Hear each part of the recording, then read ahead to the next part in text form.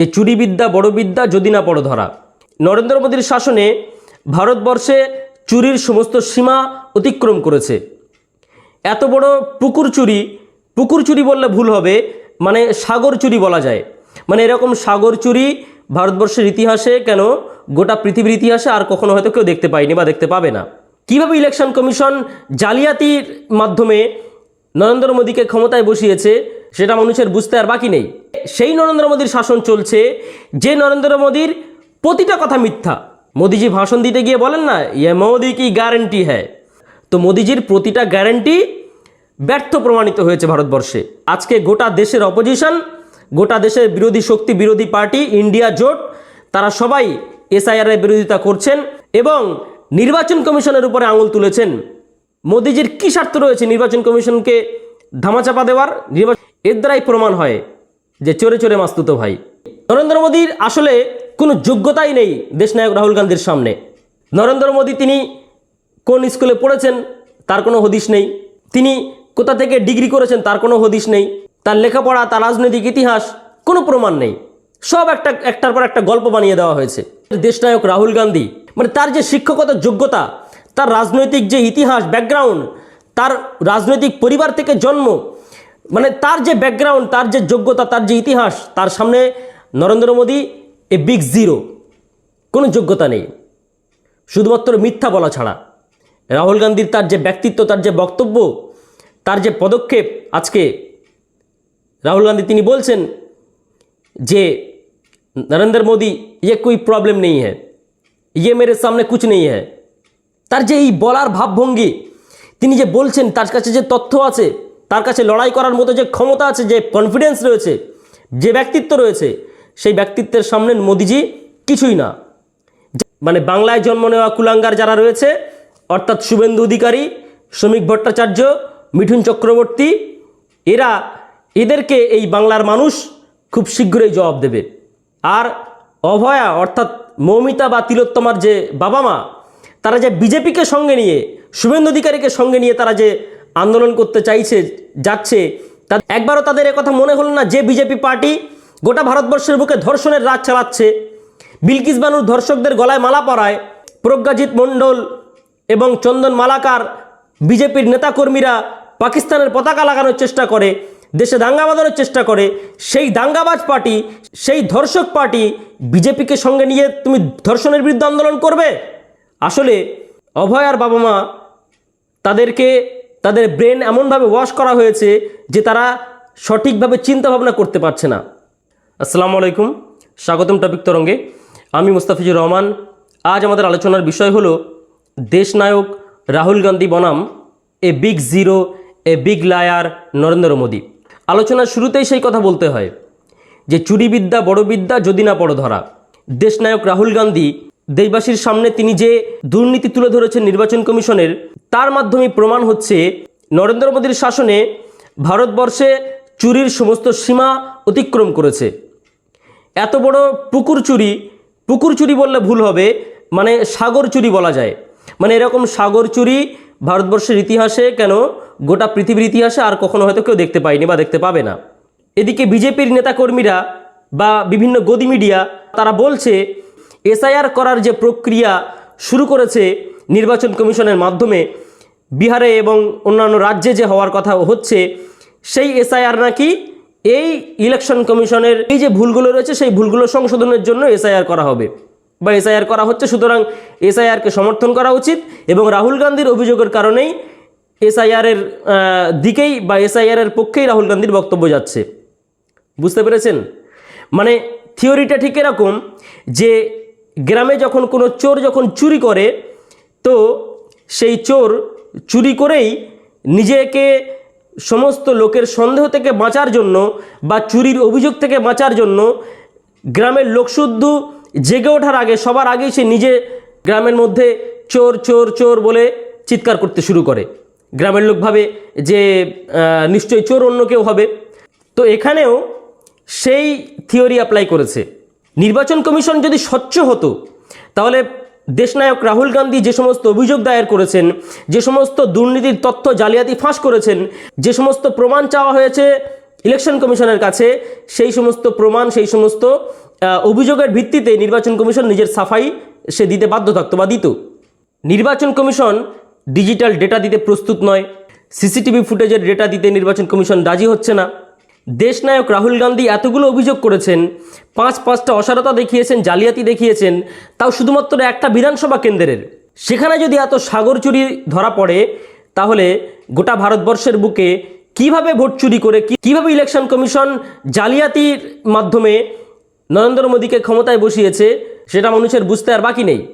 নির্বাচন কমিশনের উচিত ছিল দেশের এত বড় একজন অপোজিশন লিডার দেশনায়ক রাহুল গান্ধী, তিনি যখন ইলেকশন কমিশনের উপরে আঙুল তুলেছেন অভিযোগের, সেই অভিযোগের সাফাই দেওয়া উচিত ছিল নির্বাচন কমিশনের।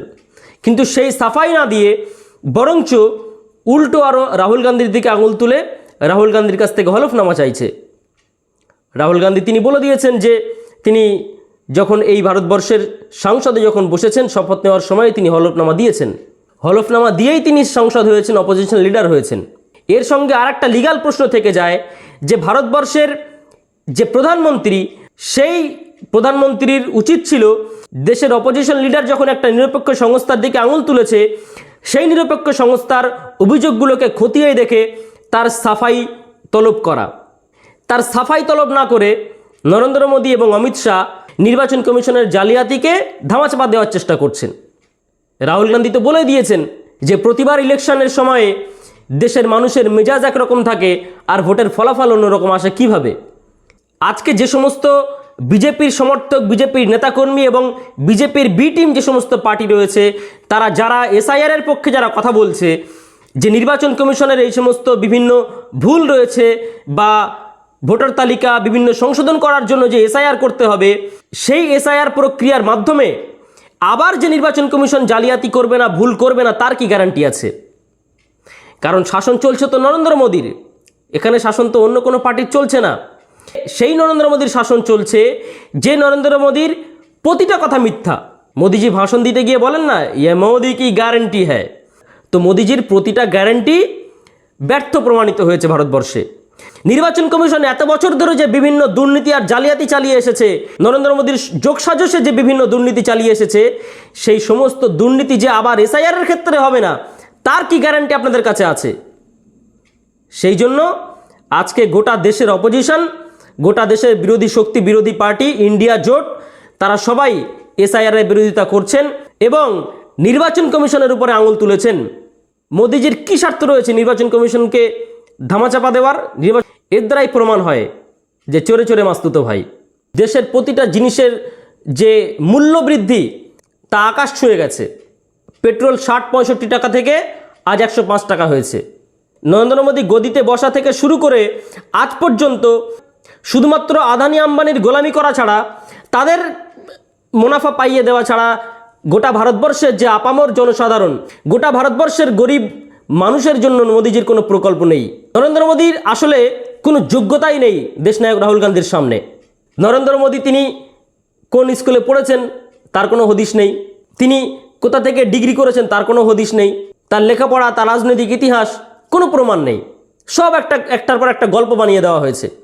আমাদের দেশনায়ক রাহুল গান্ধী, তার সামনে নরেন্দ্র মোদীর কোনো যোগ্যতাই নেই। রাহুল গান্ধী পড়াশুনো করেছেন দিল্লিতে, ইংলিশ মিডিয়ামে প্রথমে পড়াশুনো করেছেন, তারপরে সেখান থেকে তিনি হার্ভার্ড বিশ্ববিদ্যালয়ে পড়াশুনো করেছেন, তারপরে ফ্লোরিডায় পড়াশুনো করেছেন, তারপরে কেমব্রিজে পড়াশুনো করেছেন। মানে তার যে শিক্ষকতার যোগ্যতা, তার রাজনৈতিক যে ইতিহাস, ব্যাকগ্রাউন্ড, তার রাজনৈতিক পরিবার থেকে জন্ম, মানে তার যে ব্যাকগ্রাউন্ড, তার যে যোগ্যতা, তার যে ইতিহাস, তার সামনে Narendra Modi a big zero, কোনো যোগ্যতা নেই, শুধুমাত্র মিথ্যা বলা ছাড়া।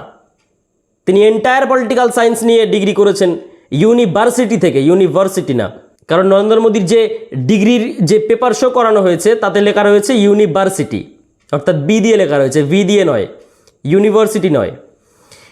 তো এই হচ্ছে মোদীজির গ্যারান্টি। মোদীজি যে বিষয়েই গ্যারান্টি দেন সেই বিষয়েই ফ্লপ হয়ে যায়। মানে একটা মহা ফ্লপের নাম হচ্ছে মোদীজি। দেশে অত্যন্ত প্রয়োজন ছিল দেশনায়ক রাহুল গান্ধীর মতো একজন নেতার। দেশ অপেক্ষা করছিল, দেশের জনগণ অপেক্ষা করছিল যে কবে এই নরেন্দ্র মোদীর অপশাসনকে পায়ের তলায় মারিয়ে দিয়ে একজন বিকল্প নেতা, একজন বিকল্প দেশনায়ক, যার মধ্যে প্রকৃত যোগ্যতা আছে, সততা আছে এই রকম একজন নেতার জন্য দেশবাসী অপেক্ষা করছিলেন, সেই টার্নিং পয়েন্ট, সেই টার্নিং মোমেন্ট আজকে চলে এসেছে। রাহুল গান্ধীর তার যে ব্যক্তিত্ব, তার যে বক্তব্য, তার যে পদক্ষেপ, আজকে রাহুল গান্ধী তিনি বলছেন যে নরেंद्र मोदी ये कोई प्रॉब्लम नहीं है, ये मेरे सामने कुछ नहीं है। তার যে এই বলার ভাবভঙ্গি, তিনি যে বলছেন তার কাছে যে তথ্য আছে, তার কাছে লড়াই করার মতো যে ক্ষমতা আছে, যে কনফিডেন্স রয়েছে, যে ব্যক্তিত্ব রয়েছে, সেই ব্যক্তিত্বের সামনে মোদিজি কিছুই না। জাস্ট একটা শো অফ করে করে এতদিন পর্যন্ত জনগণের সামনে হিন্দুত্ববাদীর সুরাপান করিয়ে হিন্দু মুসলমানের বিভাজনের একটা রাজনীতি করে গদিতে টিকে থাকার চেষ্টা করেছে। কিন্তু সেটা বেশি দিন আর বাকি নেই। খুব শীঘ্রই গোটা ভারতবর্ষের জনগণ এই নরেন্দ্র মোদীকে সমূলে সংসদ থেকে, ভারতবর্ষের রাজনীতি থেকে উপড়ে ফেলে দেবে। আজকে গোটা ভারতবর্ষের নেতা নেত্রীদের উচিত, সমস্ত লিডারদের উচিত যে গোটা ভারতবর্ষের নেতা যারা রয়েছে অপোজিশন, অর্থাৎ যারা অবিজেপি পার্টি, অবিজেপি নেতা নেত্রী যারা রয়েছে, সাংসদ রয়েছে এবং বিধায়ক যারাই রয়েছে, তাদের সবাইকে উচিত একসঙ্গে রাহুল গান্ধীর সঙ্গে আন্দোলনে ঝাঁপিয়ে পড়া এই অপশাসনের বিরুদ্ধে। আর বাংলার বুকে বিজেপি এবং বিজেপির যে লিডার যারা রয়েছে, এই সমস্ত বাঙালি নামের মানে বাংলায় জন্ম নেওয়া কুলাঙ্গার যারা রয়েছে, অর্থাৎ শুভেন্দু অধিকারী, শ্রমিক ভট্টাচার্য, মিঠুন চক্রবর্তী, এদেরকে এই বাংলার মানুষ খুব শীঘ্রই জবাব দেবে। আর অভয়া অর্থাৎ মৌমিতা বা তিলোত্তমার যে বাবা মা, তারা যে বিজেপিকে সঙ্গে নিয়ে, শুভেন্দু অধিকারীকে সঙ্গে নিয়ে তারা যে আন্দোলন করতে যাচ্ছে, তা একবারও তাদের একথা মনে হলো না যে বিজেপি পার্টি গোটা ভারতবর্ষের বুকে ধর্ষণের রাজ চালাচ্ছে, বিলকিস বানুর ধর্ষকদের গলায় মালা পরায়, প্রজ্ঞাজিৎ মণ্ডল এবং চন্দন মালাকার বিজেপির নেতাকর্মীরা পাকিস্তানের পতাকা লাগানোর চেষ্টা করে, দেশে দাঙ্গা বাঁধানোর চেষ্টা করে, সেই দাঙ্গাবাজ পার্টি, সেই ধর্ষক পার্টি বিজেপিকে সঙ্গে নিয়ে তুমি ধর্ষণের বিরুদ্ধে আন্দোলন করবে? আসলে অভয়ার বাবা মা, তাদের ব্রেন এমনভাবে ওয়াশ করা হয়েছে যে তারা সঠিকভাবে চিন্তা ভাবনা করতে পারছে না। এই বাংলার মানুষকে জেগে উঠতে হবে। গোটা ভারতবর্ষের মানুষ জেগে উঠছে, এই বাংলার মানুষ জেগে উঠছে এবং আরও জেগে উঠবে, এবং সবাইকে নতুন করে ময়দানে নামতে হবে আন্দোলন করার জন্য। এই বিজেপি নামক সাম্প্রদায়িক শক্তির হাত থেকে দেশকে মুক্ত করতে হবে এবং সবার আগে বাঙালিকে অংশগ্রহণ করতে হবে সব জায়গায়। কারণ এই বিজেপি পার্টি বাঙালিদের উপরে অত্যাচার শুরু করেছে, বাংলা ভাষার উপরে বিদ্বেষ শুরু করেছে, বাংলা ভাষার উপরে তাদের স্টিম রুলার চালাতে শুরু করেছে। এই বিজেপির বিরুদ্ধে বাংলার মানুষকে জেগে উঠতে হবে ঐক্যবদ্ধভাবে। বাংলার কোনো কুলাঙ্গার যারা বাংলায় খাচ্ছে, বাংলায় জন্ম নিয়েছে, বাংলার মাটি, বাংলার জল তারা ভোগ করছে, অথচ এই বাংলা এবং বাঙালিদের বিরুদ্ধে যে রাজনৈতিক পার্টি জন্ম নিয়েছে সেই বিজেপির দালালি করছে, সেই সমস্ত নেতানেত্রীদের পিছনে বাংলার মানুষ যেন আর না ঘোরে। মহান আল্লাহ পাক আপনাদের সবাইকে ভালো রাখুন, সুস্থ রাখুন। আজ এ পর্যন্ত, দেখা হচ্ছে পরবর্তী কোনো ভিডিওতে। সাবস্ক্রাইব।